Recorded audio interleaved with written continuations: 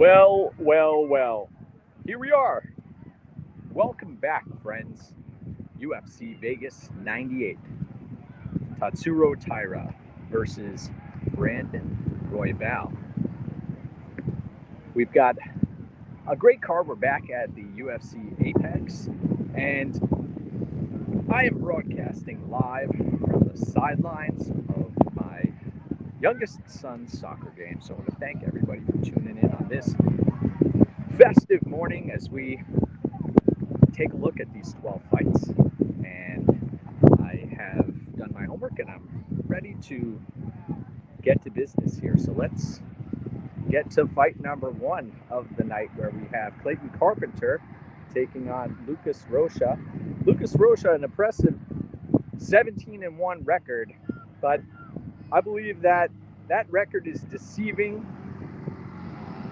Brazilian regional fighter who, yes, may have shined on the Contender Series, and he's taking on a Clayton Carpenter who hails from the Valley of the Sun. Carpenter coming in as a minus 230 betting favorite, and in this spot, I like the Carpenter side of things, and I think that he's going to get this fight done inside the distance. I think Rocha, this is going to be a rude awakening for him at this stage in his career.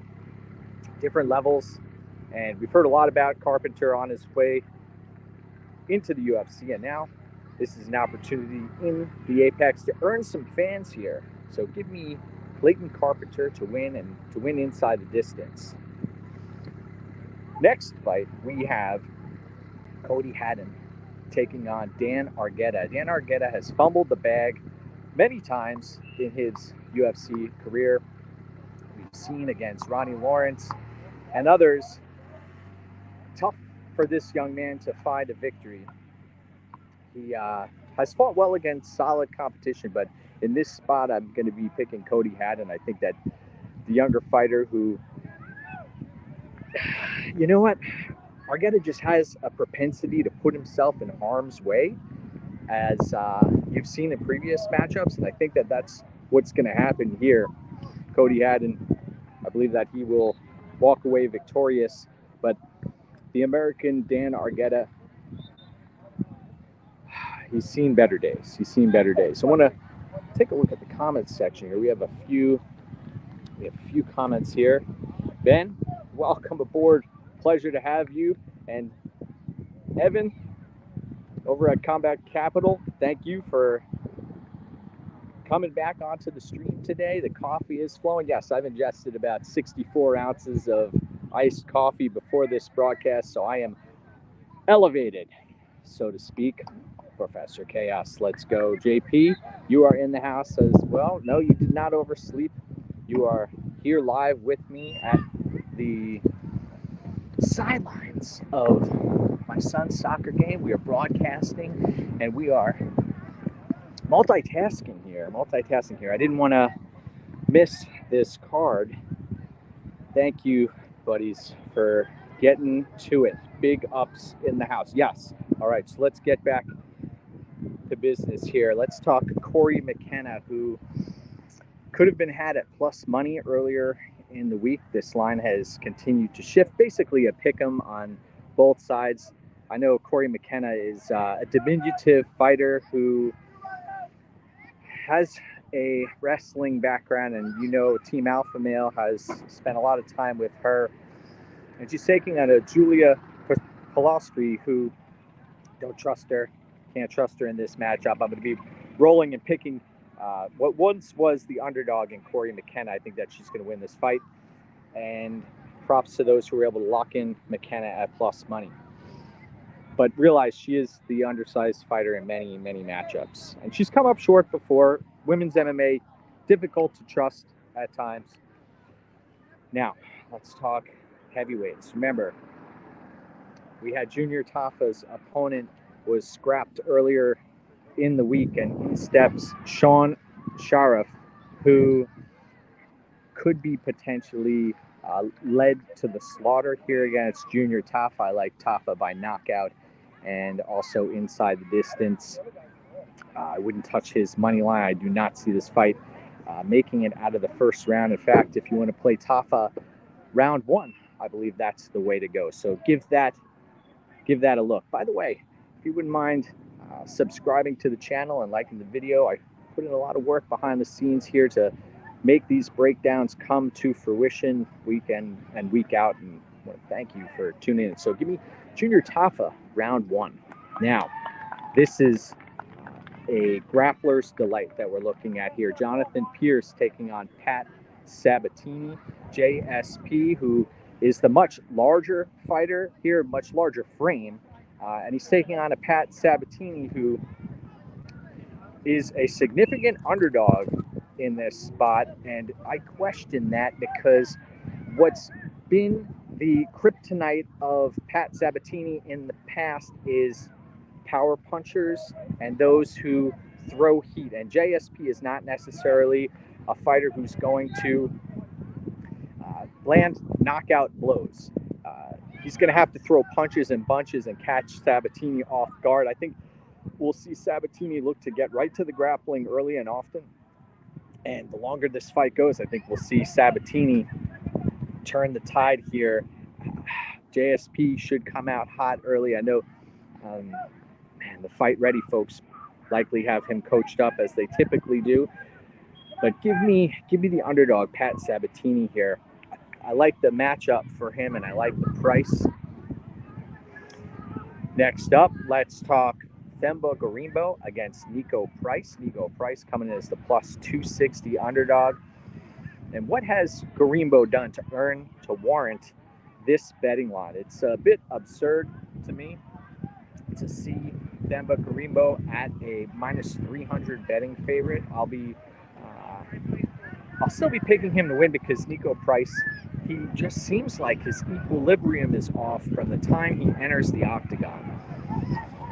Themba Gorimbo, we've heard about Dwayne Johnson helping him out and showing him the light, purchasing him a house. But what does that do for him in this matchup? Maybe there's a little, it takes the pressure off from a stress standpoint as far as providing for one's family. Price is dangerous off of his back.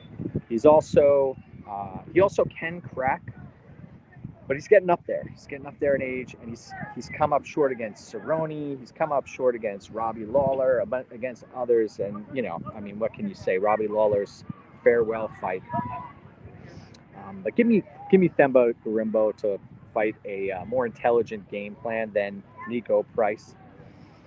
And I'll be picking Gorimbo to win, but I'm not touching that money line there. Now, this is an interesting matchup where we have Ramazan Tamirov taking on Carlos Vergara. Vergara, who's the bottom of the barrel as far as flyweights go, and not much to write home about. He's basically won fights in the past based on outlasting his opponents, and he's been put on Queer Street a few times in fights. Ramazan Tamirov, I like what I see, and the challenge here, a rising fighter who now it's time for him to show us what he's made of on the big screen under the bright lights in Sin City in Las Vegas. Can he get the job? Can he get the job done? I think that this is a fighter. You look at the weigh-ins. I know USADA's gone, but I'd like to know what chemicals are coursing through his veins. I'll be picking Tamirov to walk away victorious, but I'm not touching the money line. I think that this fight is going to end inside the distance. Vergara, as we've seen in the past against Clayton Rodriguez, he can survive against power punches. I thought he lost that fight too.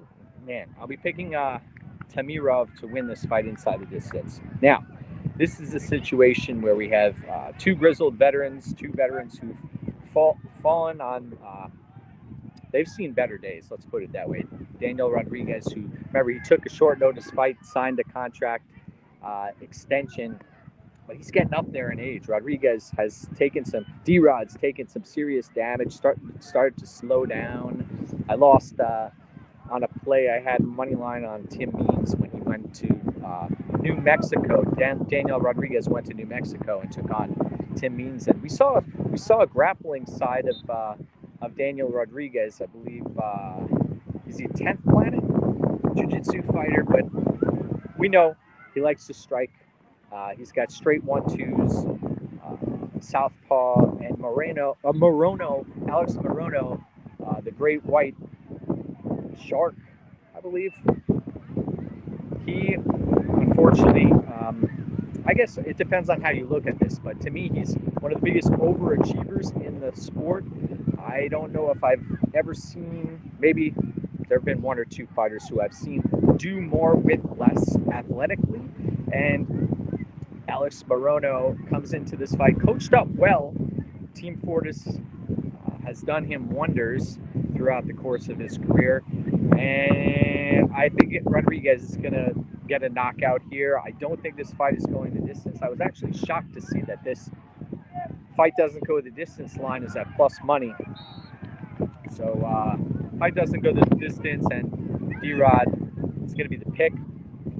And let's talk Grant Dawson trying to get back on track here. We saw against Bobby Green, got his lights put out as a massive favorite, and he's taking on Rafa Garcia, who also, this is a fighter who has seen some adversity outside of the octagon, and Garcia is outmatched from a grappling standpoint here. I suspect we'll see Dawson take this fight to the mat, get back to his roots, and look to lock in the body triangle and hunt for the neck of Grant Dawson. I see Grant Dawson potentially winning this fight via submission, but we will see what happens here. I'll be picking Grant Dawson to win inside the distance. Shady, thanks for tuning in, brother. I appreciate you. Taira, first round KO. He's juiced to the teeth. Yeah, it looks like there's something coursing through his veins.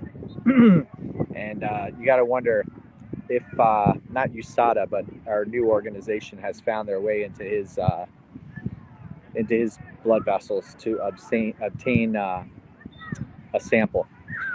Next up, let's talk Chidi Njoku taking on Jared Gooden. Jared Gooden has missed weight for the 3rd time in the promotion here, in the UFC promotion, and he is coming in as a plus 140 underdog against Chidi Bang Bang. And you know that Chidi can bang, and I suspect Jared is going to try to fight smart early, and then end up getting, I think we'll see Chidi get wobbled, and eventually I think Chidi's going to put Jared Gooden out in this spot. It may take a strike or two for the lights to turn on and for emotions to run strong, but once that happens, I think that Chidi, we've seen it in the past, he can find the target, and when he does, it's dangerous. So give me Chidi via knockout in that one. Now, Jun Young Park, the Iron Turtle, taking on Brad Tavares. Brad Tavares coming in as the plus 170 underdog. Jun Young Park sitting at minus 195 at the betting window. It amazes me how many lives we've seen Brad Tavares have over the course of his career. It feels like he's fought out 3 or 4 separate UFC careers, and in this spot, I know the takedown defense may be on full display here, but I got to lean towards the betting favorite in Jun Young Park, who is a well-rounded fighter, and what he does bring to the table is versatility. Tavares, not necessarily known for his fight-ending power, and that's what he will likely need here against Jun Young Park. So give me Jun Young Park to win via decision. I think that is the most likely outcome. Now, let's talk flyweights. Let's talk main event of the evening, where we have Tatsuro Taira taking on Brandon Raw Dog Royval. And Tatsuro Taira, the minus 300 betting favorite, which in my professional opinion is a wide line here. I think that Brandon Royval is live in this fight. Yes, he does make some big time mistakes, mainly giving up his back, giving up positions, going submission over position, lacking the strength in certain grappling positions, and his squirmy nature, his ability to scramble is what has kept him alive in many a fight. And he's going to need that through and through here. This is a 5-round affair. Royval, I do trust his gas tank in any fight. The only thing is, do I trust his fight IQ? Not necessarily. And we've seen against Kara France and others that Royval, he's a bit unpredictable. He will throw the kitchen sink at his opponents.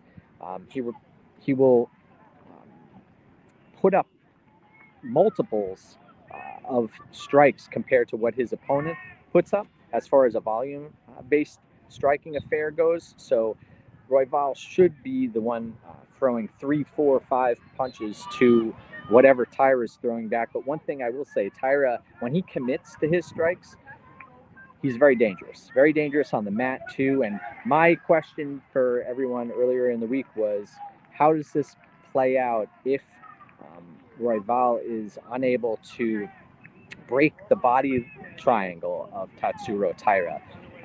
Is he going to get stuck in this position for multiple rounds? That's a possibility that actually may be a high likelihood here, but I don't necessarily trust Tatsuro Taira in if this hits the 3rd, 4th, or 5th round. So this is a tough one. I think the value here is on Brandon Royval, and I'll be picking Royval to win this matchup. I know that may come as a shock to some here, but Taira is dangerous. He's got great submissions. He is gaining experience. He's a much younger fighter, but as we've seen, Brandon Royval is battle tested. Yes, he's come up short against the champ, Pantoja, but in this spot, I think that Royval has many of the boxes that you'd like to check off in a 5-round fight, especially against a young, up-and-coming fighter in Tatsuro Taira, who hasn't necessarily been battle-tested, especially in a 5-round fight. So I'm interested to hear your thoughts as well. If you wouldn't mind leaving us some comments, I would appreciate that. Now, that is true. Proctor, you bring up a great point. The Factory X Montoya situation, that Royval is no longer with Montoya, but also I think that may potentially help Royval in this spot, because he may get out of his own head and do what comes natural to him, and I believe that is potentially what could lead him to victory here. Current implied odds on the Royval line at 28%. Yeah, that, in my professional opinion, is off. And if you're one of the value boys, I suspect you'll be adding Royval to your slate.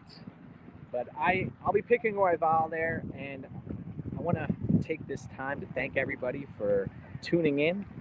I want to wish all of the competitors the best, and also don't forget, we've got the New York Metropolitans taking on the Los Angeles Dodgers coming up on Sunday. A team, the Mets, I grew up with them, and want to wish them the best as they march towards the World Series. We'll see what ends up happening there, but go get what's yours. Thank you, everybody, for tuning in, and let's do it.